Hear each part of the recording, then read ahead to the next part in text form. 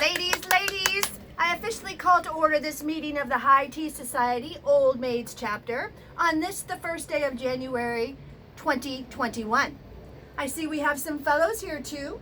Under the circumstances, I'm going to let that slide. We will not be taking roll call today, but it's good to see, Ima, well off over there, Betty, Cocker, Irene, Louise, Miss Phoebe, Opal, May, Ella, Noir, oh my goodness, Yvonne, Golda, Mary Kelly, and especially Della Fern and Daphne Irene, among many others in our ranks that are here today. For those who do not know, I am Garnett Darnett, Madam President for Life of the Old Maids, elected by coercion in 1995 and canonized to for life status sometime thereafter. It is with profound sadness and despair that we have come together today to say our goodbyes to fellow old maid sister, Miss Lovie Irene. Lovie went to meet her maker unexpectedly December 20th after a hunting expedition gathering furs for her collection went horribly awry. We have absolutely no idea how old she was, since a lady never tells. But she must have been on or about 43, since that's how old all old maids are.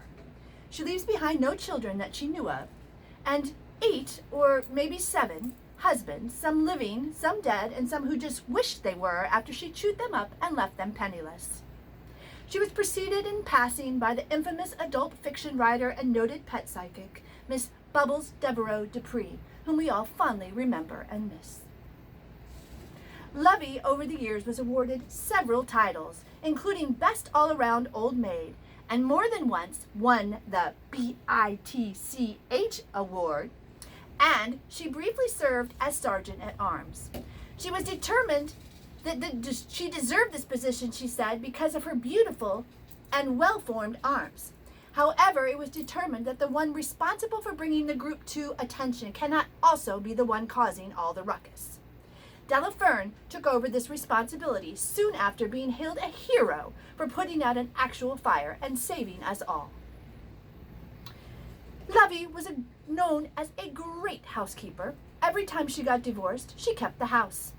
She was engaged 47 times, which was perfect for her favorite hobby of collecting engagement rings. Diamond was her favorite color. She never gave the rings back, claiming payment for pain and suffering experienced during all the breakup periods. She loved to count her money and traveling to meet future husbands. She was engaged to the King of Siam, but broke off the royal wedding when 2 weeks before the impending nuptials in Queen training, she learned she would be required to walk at least 2 steps behind the king. Still, she didn't demand that the old maids called her queen. She said that kneeling and kissing her hand was sufficient. Everyone who knew Lovie knew she despised the use of underwear.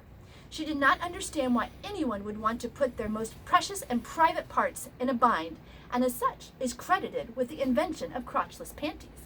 Bet you didn't know that. Lovie was also always the life of the party, the first one to arrive and the last one to leave. She was always impeccably dressed with outfits matching in shoes, hats, purse, and accessories, approved by fashion coordinator Opal May. Though occasionally she would get into a bit of trouble, declaring loudly and with gusto, "Excuse me, your ensemble is making me gag," to new attendees. How rude. Since she hated Martha Stewart's bangs, she would not cook, though once she brought canned peas in a crock pot and another time spaghetti to a Christmas party.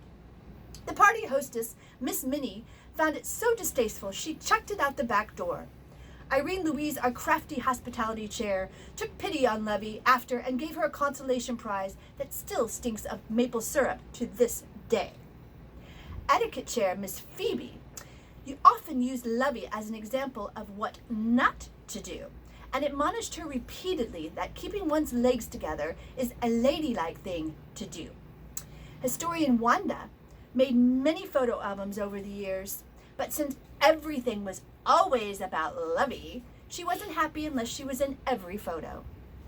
Lovie could often be found at parties next to Ima Welloff, as Ima was known to say, "If you can't say something nice, then come sit by me."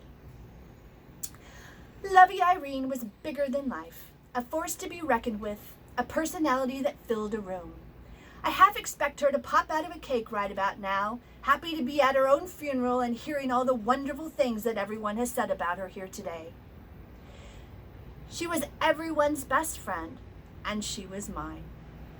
We will all love and miss Lovie Irene. Bless her heart.